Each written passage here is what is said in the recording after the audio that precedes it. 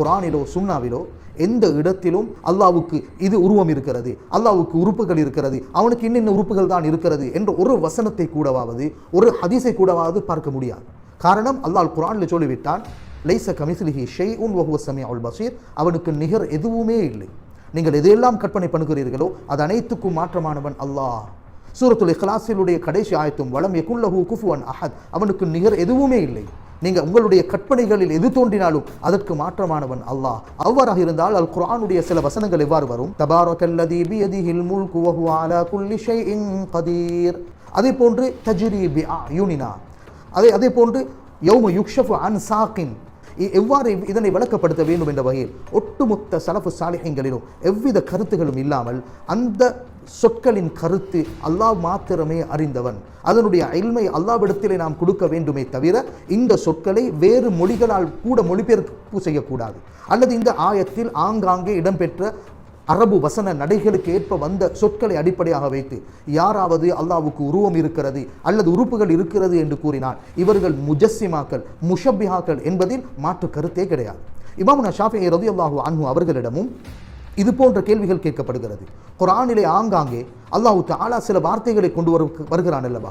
யத் என்று இடம்பெற்றிருக்கிறது, சாக் என்று இடம்பெற்றிருக்கிறது, அதே போன்று கதம் என்ற ஹதீஸில் இடம்பெற்றிருக்கிறது. இது போன்ற வார்த்தைகளை நாம் எவ்வாறு விளங்க வேண்டும் என்று கேட்டதற்கு இமாமுனா ஷாஃபிஈ ரலியல்லாஹு அன்ஹு தெளிவாக கூறுகிறார்கள், ஆமன்து பில்லாஹ், அல்லாஹ்வை நான் நம்பினேன், ஈமான் கொண்டேன். வபிமா ஜாஅ அனில்லாஹ், அல்லாஹ்வை தொட்டு எது வந்ததோ அதையும் நான் நம்புவேன். அலா முராதில்லாஹ், அல்லாஹ் அதனை கொண்டு எதனை நாடினானோ அவ்வாறே நான் நம்புவேனே தவிர தன்னுடைய விளக்கத்தை ஒரு பொழுதும் சொல்ல மாட்டேன் என்பதை இமாம் ஷாஃபிஈ ரலியல்லாஹு தெளிவுபடுத்துகிறார்கள். வஆமன்து பி ரசூலில்லாஹ், கண்மணி நாயகம் ஸல்லல்லாஹு அலைஹி வஸல்லம் அவர்களை நான் ஈமான் கொண்டேன். வபிமா ஜாஅ அன் ரசூலில்லாஹி ஸல்லல்லாஹு அலைஹி வஸல்லம், நபி ஸல்லல்லாஹு அலைஹி வஸல்லம் அவர்களை தொட்டும் வந்தவைகளை ஈமான் கொண்டேன். அலா முராதி ரசூலில்லாஹி ஸல்லல்லாஹு அலைஹி வஸல்லம், நபி ஸல்லல்லாஹு அலைஹி வஸல்லம் அந்த வார்த்தைகளால் எதனை நாடினார்களோ அவர்களுடைய நாட்டப்படியே தவிர என்னுடைய உள்ளத்தில் ஏற்படும் எண்ணங்கள் அல்ல என்பதை இமாம் ஷாஃபிஈ ரலியல்லாஹு அன்ஹு தெளிவுபடுத்துகிறார்கள். இது போன்ற ஆயாத்து சிஃபாத்துடைய விடயத்தில் யாரும் நேரடி கருத்து கொடுக்கக்கூடாது. குர்ஆனிலும் சுன்னாவிலும் ஆங்காங்கே பல வேறு நிகழ்வுகளை எடுத்துச் சொல்வதற்கு வந்த வசனங்களை ஒரே இடத்துக்கு திரட்டி அல்லாஹ்வுக்கு உருவம் இருக்கிறது, உறுப்புகள் இருக்கிறது என்று கூறுவது சுத்தமாக ஸலஃபு ஸாலிஹீன்களுடைய அகீதாவுக்கு முரண் என்பதை இமாமுனா ஷாஃபிஈ ரலியல்லாஹு அன்ஹு அழகாகவே அவர்களுடைய நிலைப்பாட்டை தெளிவுபடுத்துகிறார்கள். இமாமுனா ஷாஃபிஈ ரலியல்லாஹு அன்ஹு தெளிவுபடுத்துகிறார்கள், அல்லாஹ்வுடைய விடயத்தில் நீ எவ்வாறு நம்ப வேண்டும்? இன்னஹு தஆலா கான வலா மகான ஃபஹலகல் மகான், அல்லாஹு தஆலா இருந்தான், அவன் இருக்கும் பொழுது வானம் இருக்கவில்லை, பூமி இருக்கவில்லை, அரிசி இருக்கவில்லை, குருசி இருக்கவில்லை. அரிசியை படைப்பதற்கு முன், குருசியை படைப்பதற்கு முன், வானங்கள் பூமிகளை படைப்பதற்கு முன் அவன் இருந்தானா இல்லையா? எவ்வாறு இருந்தானோ அவ்வாறே இருக்கிறானே தவிர படைப்புகளை படைத்ததற்கு பின், அரிசியை படைத்ததற்கு பின் அந்த அரிசின் மீது இருக்கிறான் என்று கூறக்கூடாது. அல்லாஹ் வானத்தில் இருக்கிறான் என்று கூறக்கூடாது. அல்லாஹ் பூமியில் இருக்கிறான் என்று கூறக்கூடாது. அல்லாஹ் எங்கும் இருக்கிறான் என்று கூறக்கூடாது. இது அனைத்தையும் படைப்பதற்கு முன் அவன் ஆதியிலே எவ்வாறு எதுவும் இல்லாத நிலையில் அவன் இருந்தானோ அவ்வாறே இருக்கிறான் என்பதுதான் ஒவ்வொரு முஃமினுடைய இறை கோட்பாடாக இருக்க வேண்டும் என்பதை இமாமுனா ஷாஃபிஈ ரலியல்லாஹு அன்ஹு தெளிவுபடுத்துகிறார்கள். அல்லாஹ் தஆலாவுக்கு உருவம் கற்பிப்பது, அல்லாஹ் தஆலா அங்கிருக்கிறான் இங்கிருக்கிறான் என்று ஒரு திசையை அல்லாஹ் தஆலாவுக்கு நிர்ணயிப்பது எவ்வளவு பயங்கரமானது, பாரதூரமானது என்பதை இமாமுனா ஷாஃபிஈ ரலியல்லாஹு அன்ஹு அவர்களுடைய தீர்ப்பு தெளிவுபடுத்துகிறது. இப்னு ருஃபா ரஹ்மத்துல்லாஹி அலைஹி அவர்களுடைய கிஃபாயத்துன் நபி என்ற கிதாபிலே இமாம் ஷாஃபிஈ ரலியல்லாஹு அன்ஹு அவர்களுடைய இந்த தீர்ப்பை பதிவு செய்கிறார்கள். இமாம் ஷாஃபிஈ ரலியல்லாஹு அன்ஹு கூறினார்கள், ஒரு காஃபிருக்கு பின்னாடி இருந்து தொழுகை நிறைவேற மாட்டான். ஏனெனில் அவன் தொழக்கூடியது அது தொழுகையே அல்ல. இந்த சட்டம் காஃபிருக்கு மாத்திரமல்ல, இஸ்லாத்தில் அனைவராலும் இஜ்மாவாக ஏற்றுக்கொள்ளப்பட்ட மஅலூமும் மினத்தீன் பில் தரூரா, மார்க்கத்தில் அனைவராலும் அறியப்பட்ட ஒரு விடயத்தை கிப்லாவை பின்பற்றக்கூடியவர்கள், ஒரே கிப்லாவில் பார்த்து தொழக்கூடியவராக இருந்தாலும் இது போன்ற விடயங்களை யாராவது நிராகரித்தால் அவனுக்கும் இதே தீர்ப்பு தான், அவனுக்கு பின்னால் இருந்தும் தொழக்கூடாது. அதற்கு இமாம் ஷாஃபிஈ ரலியல்லாஹு அன்ஹு கூறிய உதாரணம் தான் மிகவும் முக்கியமானது. அதிலே ஒரு உதாரணத்தை கூறினார்கள், யார் குர்ஆன் மஹ்லூக் படைக்கப்பட்டது என்று கூறுகிறானோ இவனுக்கு பின்னால் இருந்தும் தொழக்கூடாது.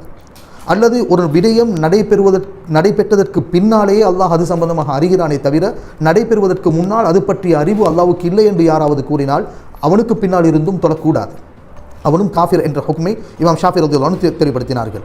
இதே போன்று யார் அல்லாஹ் தஆலா அர்ஷின் மீது அமர்ந்திருக்கிறான் என்று கூறுகிறானோ இவனுக்கு பின்னால் இருந்தும் தொழக்கூடாது என்பதை இமாம் ஷாஃபிஈ ரலியல்லாஹு அன்ஹு தெளிவுபடுத்தினார்கள். இமாமுனா சுயூத்தி ரஹிமஹுல்லா தனது அல் அஷ்பாஹு வன் நதாயிர் என்ற கிதாபிலே குறிப்பிடும் பொழுது இமாமுனா ஷாஃபிஈ ரலியல்லாஹு அன்ஹு அவர்களுடைய தீர்ப்புதான் அல்லாஹ்வுக்கு உருவம் கற்பிப்பவன் காஃபிர் என்பதை தெளிவுபடுத்தினார்கள்.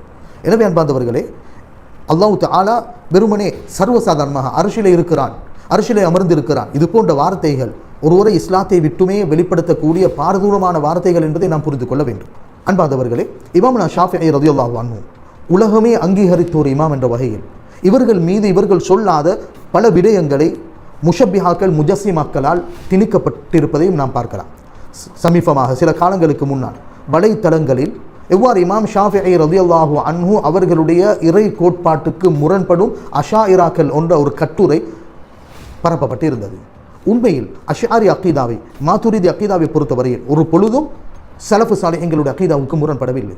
இமாமுனா ஷாஃபிஈ ரலியல்லாஹு அன்ஹு எந்த அக்கீதாவில் இருந்தார்களோ, இமாம் அபூ ஹனீஃபா ரஹ்மத்துல்லாஹி அலைஹி எந்த அக்கீதாவில் இருந்தார்களோ, ஏனைய அஇம்மா அர்பஆ சலஃபு சாலிஹீன்கள் சஹாபாக்கள் தாபிஈன்கள் எந்த அக்கீதாவில் இருந்தார்களோ அந்த அக்கீதாவை குர்ஆன் சுன்னாவின் நிழலில் தெளிவுபடுத்திய உண்மையான அகீதாவுடைய கொள்கையில் பயணிப்பவர்கள் தான் இந்த அஷாயிராக்கள் மாதுரிதியாக்களை தவிர எந்த வசனத்திலும் இமாம் ஷாஃபியுடைய வார்த்தைக்கு அஷாயிராக்கள் முரண்படவில்லை. மாற்றமாக நவீன யுகத்தின் முஷப்பிஹா முஜஸ்ஸிமாக்களாக நடமாடும் வஹாபிச மற்றும் ஜமாத்தே இஸ்லாமிய சிந்தனையாளர்களுக்கு தெரிந்திருந்தும் மக்களை வழிகெடுப்பதற்காக இமாம் ஷாஃபிஈ ரலியல்லாஹு அன்ஹு அவர்கள் கூறியதாக பல பொய்யான தகவல்கள், அதே போன்று அல் இமாமுல் ஆதம் அபூ ஹனீஃபா ரஹ்மத்துல்லாஹி அலைஹி அவர்கள் கூறியதாக இட்டுக்கட்டப்பட்ட பல செய்திகள், இமாம் மாலிக் ரஹ்மத்துல்லாஹி அலைஹி அவர்களுடைய வார்த்தையை பிழையாக விளங்கி பிழையாக விளக்கப்படுத்தும் வாதங்கள் சமூக வலைத்தளங்களுக்கு பதிவிடப்படுகிறது. எனவே இமாமுனா ஷாஃபிஈ ரலியல்லாஹு அன்ஹு அஹ்லு சுன்னத்தி வல் ஜமாஅத்துடைய அகீதாவை அழகாக தெளிவுபடுத்திய இமாம் என்ற வகையில் இந்த இடத்தில் அடிப்படையாக ஆயாத்து சிஃபாத்துடைய விடயத்தில் நாம் அல்லாஹ்வுக்கே அந்த அறிவுகளை அந்த இல்மை பொறுப்பு சாட்ட வேண்டுமே தவிர அல்லாஹ்வுக்கு உருவம் இருக்கிறது உறுப்பு இருக்கிறது என்று கூறவே கூடாது என்பதில் மிக தெளிவாக எமது உலமாக்கள் முன்னோர்கள் இருந்திருக்கிறார்கள். அல்லாஹ் தஆலாவுக்கு இடம் காலம் என்பது கிடையாது. அவன் இடத்தை படைத்தவன், காலத்தை படைத்தவன். அவ்விரண்டையும் படைப்பதற்கு முன் அல்லாஹ் எவ்வாறு இருந்தானோ அவ்வாறே இருக்கிறான் என்பதுதான் எமது அஹ்லு சுன்னத்தி வல் ஜமாத்துடைய அகீதாவை பிரதிநிதித்துவப்படுத்தக்கூடிய அஷ்அரியாக்கள் மாதுரிதியாக்கள் இவர்களை அஹ்லு சுன்னாக்களாக காணப்படுகிறார்கள். அந்த அகீதாவிலே நாம் பயணித்து எமது வழிகட்ட சிந்தனைகளை விட்டும் எமது அகீதாவை பாதுகாப்பதற்காக நம் அனைவர்களுக்கும் தௌஃபீக் செய்வானாக. வ ஆகிரு தஅவானா அனில் ஹம்துலில்லாஹி ரப்பில் ஆலமீன்.